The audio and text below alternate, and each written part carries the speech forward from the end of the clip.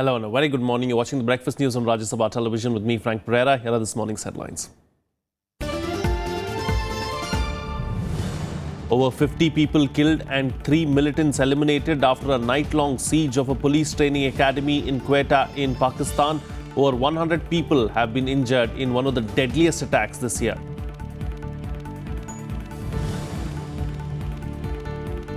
India once again describes Pakistan as the epicenter of global terrorism, asks it to set its house in order and take action against terror groups. Pak High Commissioner to India says willing to act if given credible evidence.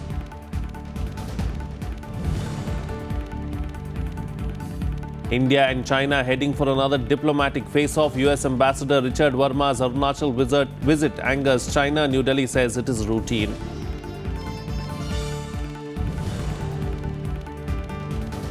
And 6 more birds die in Delhi due to suspected avian influenza. Government asks people not to eat eggs and meat. 6 more painted storks die in Gwalior Zoo. State government sounds the alert across the state. Well, let's begin with our top focus on the bulletin this morning. It is the terror attack at a police training academy in Quetta in Pakistan. Over 50 people have been killed in the overnight siege by 3 militants at the academy. The militants have been eliminated. Here's a report. A bloody end to the night-long siege of a police training academy in Quetta city, the capital of the restive Balochistan province in Pakistan. 3 militants killed, security forces suffering several casualties. 3-4 दहशतगर्द थे, वो आ गए direct barrack में घुस गए, वो direct पैर करने लगे।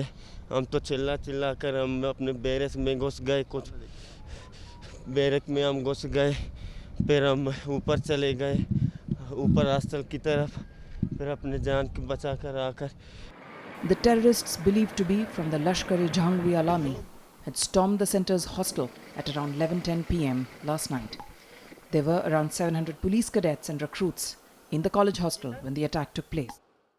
एक दहशतगर्द जो है उसको हमारे लड़कों ने लिया है, उसको मारा है और 2 जो है वो एक्सप्लोड हुए हैं। 60 प्लस के करीब जो फिगर्स हैं, हम आपको एक्यूरेट फिगर्स इसलिए इस वक्त नहीं बता सकते हैं कि वो तादाद में इजाफा भी होने का अंदेशा है और 65 के करीब लोग इंजर्ड हैं। हमें पता चल गया कि यहाँ रिक्रूट्स जो हैं उन्हें हॉस्टेज किया गया है और अंदर हमें उस वक्त तादाद का सही नहीं पता था कि कितने हैं। बाद में जब हमने कम्युनिकेशन उनका पिक किया तो हमें पता चला कि अंदर 3 दहशतगर्द हैं और 3 सुसाइडर्स हैं और वो ऑपरेट हो रहे हैं। इंस्ट्रक्शंस जो उनसे के मुतालिक बातचीत हो रही है वो अफगानिस्तान से हो रही है। Emergency has been declared in all the hospitals in the area. Militants have conducted several attacks against security forces and national installations in Balochistan, which has been plagued by an insurgency and growing sectarian killings for more than a decade. Bureau Report, Rajya Sabha TV. Meanwhile, describing Pakistan as the epicenter of global terrorism, India on Monday asked Pakistan to set its own house in order and take action against the terror groups instead of ritually raking up the human rights violations elsewhere. Exercising the right to reply after Pakistan raised the Kashmir issue during the general debate at the 135th Assembly session of the IPU in Geneva, India asserted that Jammu and Kashmir is an integral part of India and will remain so for eternity. BJP MP R.K. Singh said the fundamental reason for the situation in Kashmir is the cross-border terrorism sponsored by Pakistan. Underlining that the human rights violations in the entire Pakistan cry for the world's attention, Singh said that the people of Pakistan, Pakistan-occupied Kashmir, Balochistan and Khyber Pakhtunkhwa have become victims of sectarian conflict, terrorism and extreme economic hardship due to Pakistan's authoritarian and discriminatory policies in complete disregard of human rights. Meanwhile, on the second day of the 3-day trip to Bahrain, Union Home Minister Rajnath Singh raised Pakistan's support to terrorism with Bahrain leaders. During his bilateral meeting with Interior Minister of Bahrain, Sheikh Rashid bin Abdullah Al Khalifa, Home Minister Rajnath Singh expressed concern over the terrorism emanating from Pakistan. He said it remains its most important concern and support from across the border has incited the current unrest in Jammu and Kashmir. Rajnath Singh also apprised the leadership about Islamabad's open support to glorify slain Hizbul Mujahideen militant Burhan Wani in Pakistan, saying it indicates continued free movement that terrorists and their supporters enjoy there. Later, Rajnath Singh also called on King Hamad bin Isa bin Salman Al Khalifa and Crown Prince Salman bin Hamad Al Khalifa and shared with them India's concern over terrorism. He also met the Deputy Prime Minister and Foreign Minister separately and discussed various bilateral issues. Bahrain is a key member of the Organization of the Islamic Conference, in which Pakistan is also a member. With sustained international pressure on it to act against terror outfits operating from its soil, Pakistan has said it is ready to act against the groups provided there is evidence given against them. Pakistani High Commissioner to India Abdul Basit said that Islamabad has zero tolerance towards terrorism during an interaction with journalists in Delhi. The US has been exerting sustained pressure on Pakistan to act against terror groups. He also said that it is wrong to link Pakistan to all terror attacks in India. He said this in specific reference to the Uri attack that led to a deterioration of ties between India and Pakistan. We can always take action if we do have, as I said, maintainable evidence against them. So it is as simple as that. We do have some evidence against those who are accused of the Mumbai attack, and as you all know that the trial is underway and they are behind bars. They are in jail.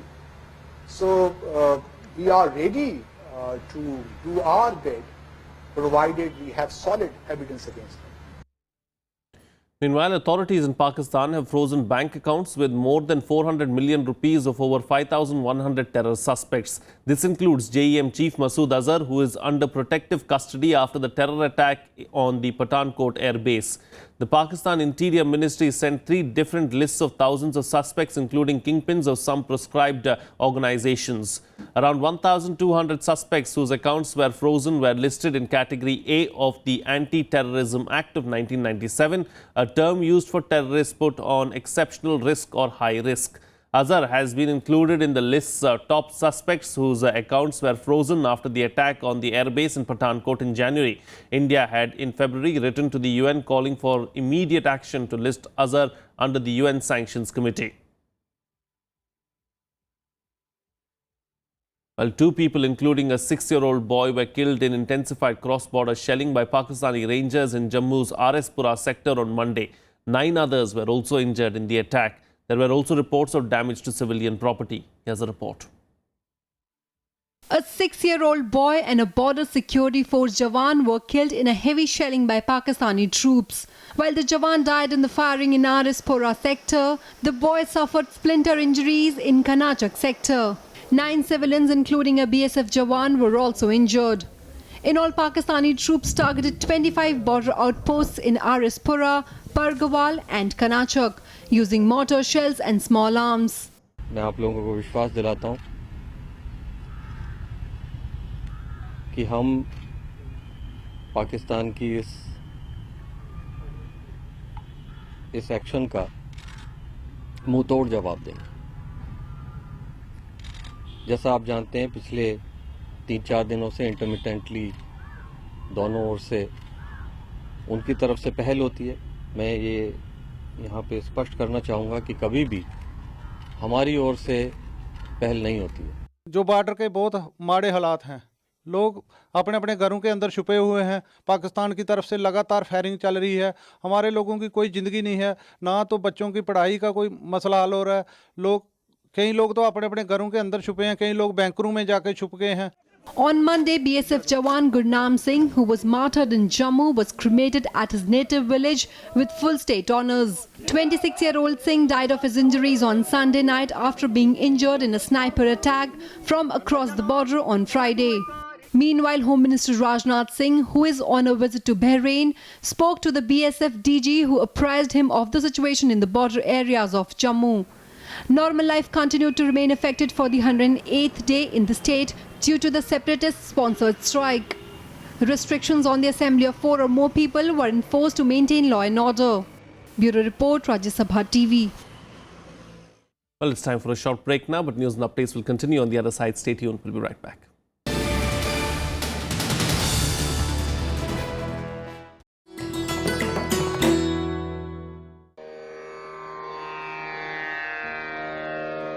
The sacred relics of Buddha were unearthed in Piprava in Uttar Pradesh. Buddhist monks from all over the world visit the National Museum to pay their respects. These charred bone fragments of Buddha are housed in the gold canopy gifted by the royal family of Thailand.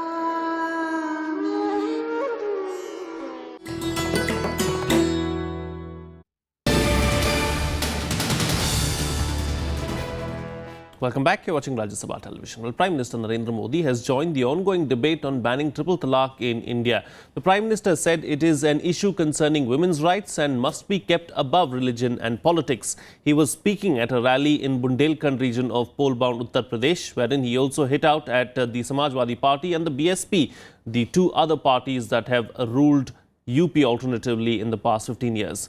Later, he went to Varanasi to inaugurate a number of development projects. Reacting to the debate on reforms in Islamic personal laws, Prime Minister Narendra Modi on Monday said the issue should not be politicized.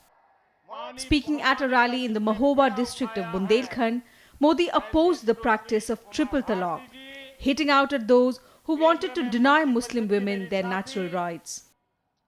चुनाव अपनी जगह पर होते हैं, राजनीति अपनी जगह पर होती है, लेकिन हिंदुस्तान की मुसलमान औरतों को उनका हक दिलाना, भारत के संविधान के तहत दिलाना, ये सरकारों की और समाज की जिम्मेवारी होती है।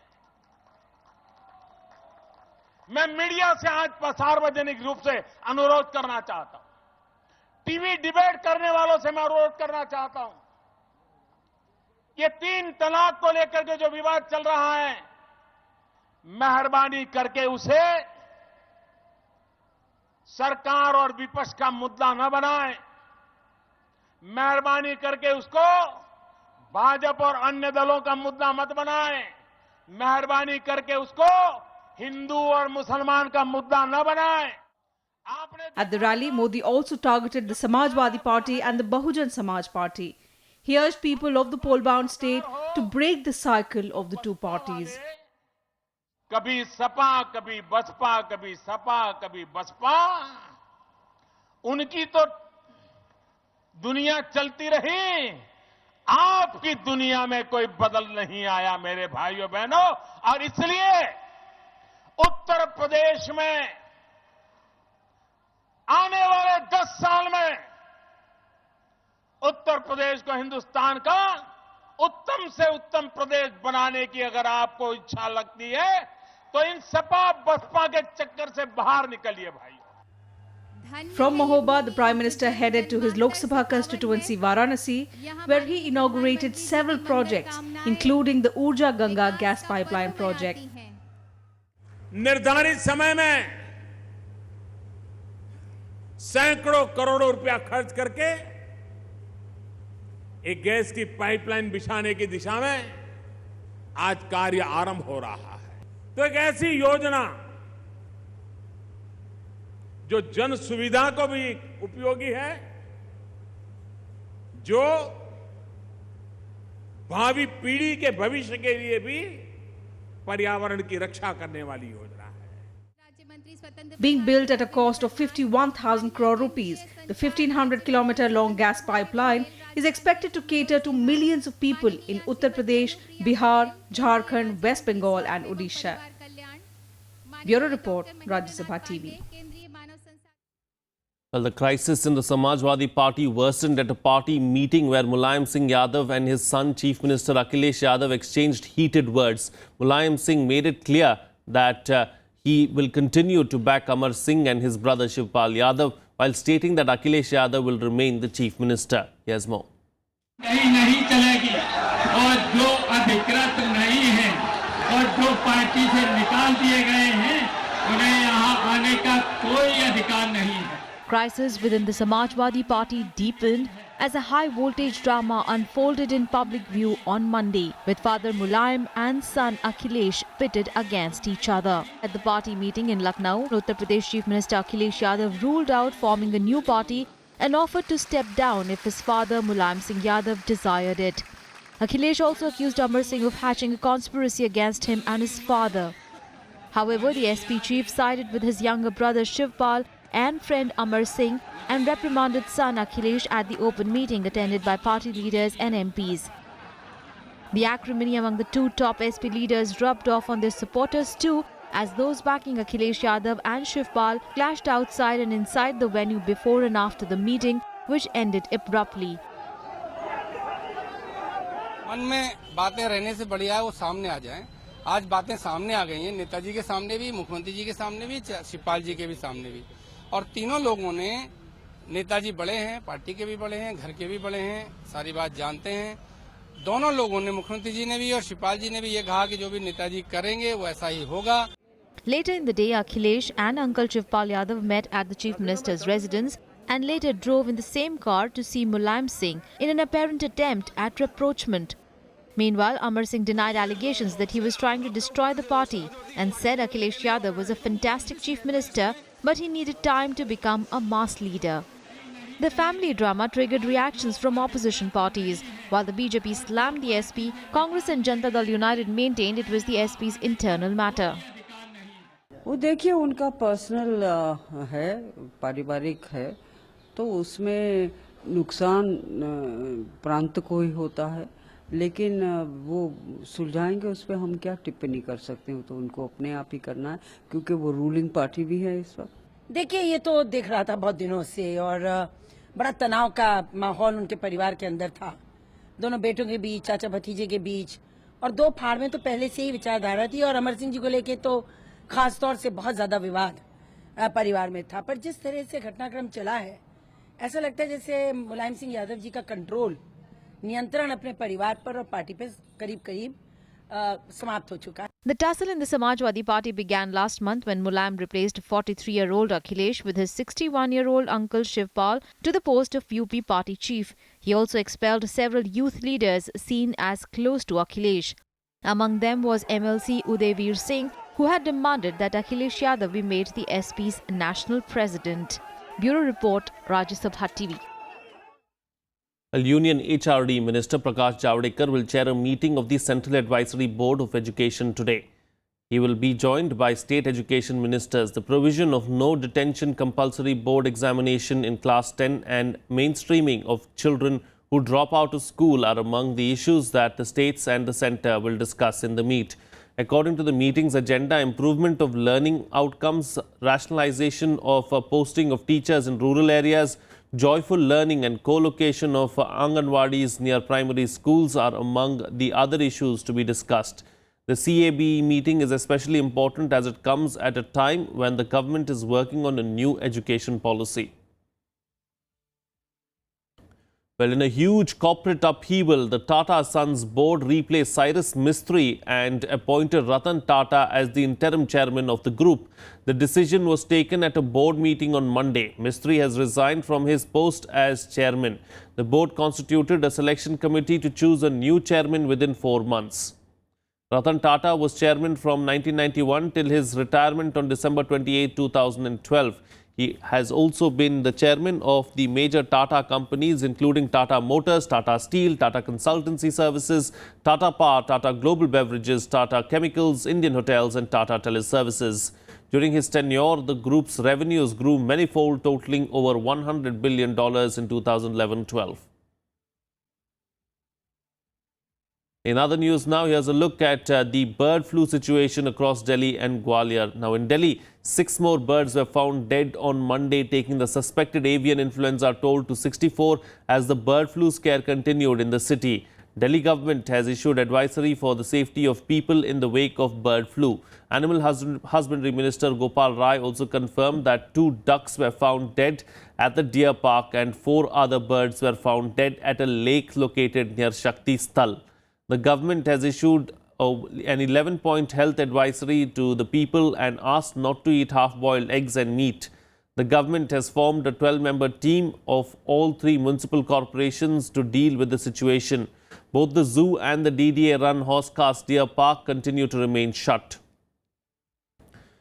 In Gwalior, 6 more painted storks died at the zoo, taking the number of birds suspected to have been killed by a new subtype of bird flu to 24, with at least 2 samples of the 15 painted storks that died earlier this week testing positive for the subtype H5N8 at the Bhopal-based Animal Disease Laboratory recently. The state government has sounded an alert across the state. The zoo will remain shut all through October. Rajghat के पास जो शक्ति स्थल है उसके पीछे CPWD के under में एक झील है केंद्रीय लोक निर्माण विभाग के वहां पर 4 पक्षियों की मरने की अभी आज रिपोर्ट आई है जहां पर अभी प्राइमरी टीम तो वहां भेज दी गई है. Well, India and China are heading for another diplomatic face-off. India has brushed aside a recent visit by US Ambassador to India, Richard Verma, to Tawang in Arunachal Pradesh as routine. This came after Verma's last weekend trip angered China. Verma had posted photos of his visit on his Twitter account on the 21st of October, thanking Indian officials for their hospitality and calling the region a magical place.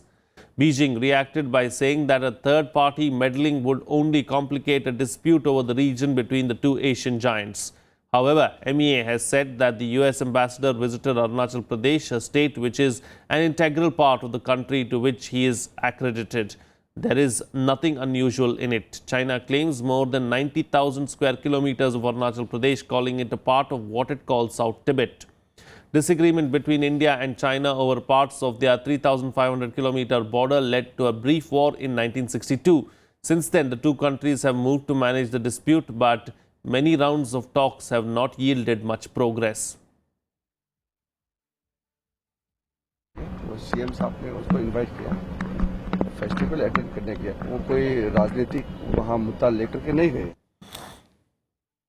Well, Brazilian aircraft manufacturer Embraer has agreed to pay over $205 million to resolve charges of corruption in connection with the sale of 3 military aircrafts for the Indian Air Force. The corruption charges in India relate to payment of $5.76 million to an agent in kickbacks for clinching a deal for the sale of 3 highly specialized military aircraft for the IAF's airborne early warning and control systems. According to the company's admissions, Embraer executives and employees paid bribes to government officials and falsified books and records in connection with aircraft sales to foreign governments and state-owned entities in multiple countries. Embraer allegedly created false books and records to conceal the illicit payments and also engaged in an alleged accounting scheme in India. In 2009, approximately $5.76 million was allegedly paid to an agent in India in connection with the sale of 3 highly specialized military aircraft for the Indian Air Force for approximately $208 million. The payments were also falsely recorded in Embraer's books and records as part of a consulting agreement that wasn't legitimate. Well, as battle to retake the Iraqi city of Mosul from Islamic State rages on, Kurdish forces taking part in the offensive are besieging a key town to the northeast. Peshmerga fighters have surrounded Bashika, which lies on a crucial supply route 12 kilometers from Mosul, and are preparing to launch a full assault. About 30,000 Iraqi security forces, Kurdish Peshmerga fighters, Sunni Arab tribesmen and Shia militiamen, assisted by US-led coalition warplanes and military advisors, launched the offensive to retake Mosul a week ago. While Turkey says it was also providing support with artillery tanks and howitzers, Iraq's Prime Minister Haider al-Abadi has denied the claims. Meanwhile, as Iraqi forces pushed closer to Mosul, there are reports that IS has been executing suspected informants and positioning some civilians as human shields. As the pressure increases on Mosul, IS has also been carrying out more attacks in other parts of Iraq. The UN Refugee Agency is making efforts to provide enough shelters for those fleeing Mosul. Experts have warned of more challenges ahead as Iraq forces advance to Mosul.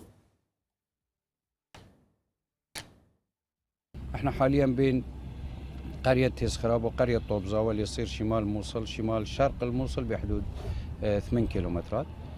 اليومين اللي السابقين تم تحرير.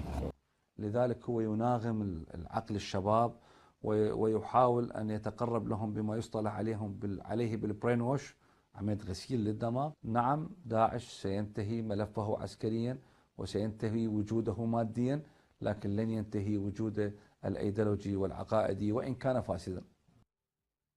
Well, here's a roundup of the other international news in World Wrap.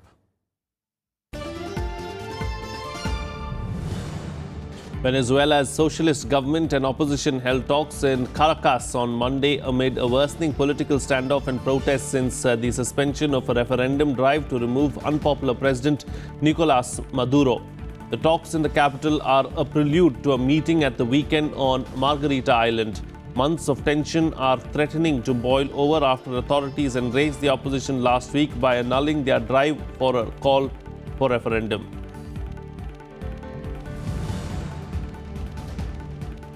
Donald Trump accused Democrats on Monday of manufacturing fake polls that show him trailing in the presidential election. With less than 2 weeks until the election, the Republican nominee campaigned in battleground Florida, where he blamed his campaign struggles on phony polls from the media.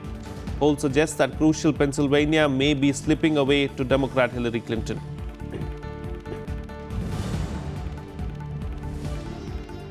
France has claimed that it has cleared over one-third of the Calais jungle migrant camp inhabitants. The country says it is closing the camp for humanitarian reasons and to end the limbo for thousands of migrants, many of whom have made unsuccessful attempts to cross the English Channel to reach Britain.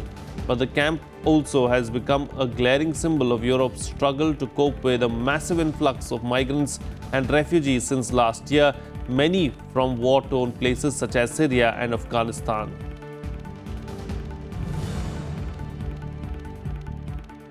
Scotland's First Minister Nicola Sturgeon has warned British Prime Minister Theresa May of holding an independent referendum if Scotland's vote against Brexit was not respected. She and the First Ministers of Wales and Northern Ireland have demanded to be fully consulted on Brexit negotiations with the EU. But Downing Street said it was vital not to undermine UK's position. In the June referendum, a majority of Scots as well as voters in Northern Ireland had opted to stay in the EU, whereas Wales and England had a majority for leaving. And on to some sports news now. The BCCI has decided to indefinitely defer the awarding of its global media rights broadcast and digital, which was scheduled for today, as the Justice R.M. Lodha committee is yet to appoint an independent auditor to oversee the entire process. In a detailed media release, the BCCI explained its side of the story about the repeated communications with the Supreme Court appointed Lodha panel and how its commercial interests were being hurt due to the delay in the process of awarding tenders, while apologizing to the potential bidders, 18 from across the world. Now, the release stated about BCCI seeking a directive on the process details sought by the committee and the response from the board. The board requested the bidders, which include social media giants like Facebook and Twitter, to appreciate the current situation. Well, that's it on this edition of The Breakfast News. Have a good day.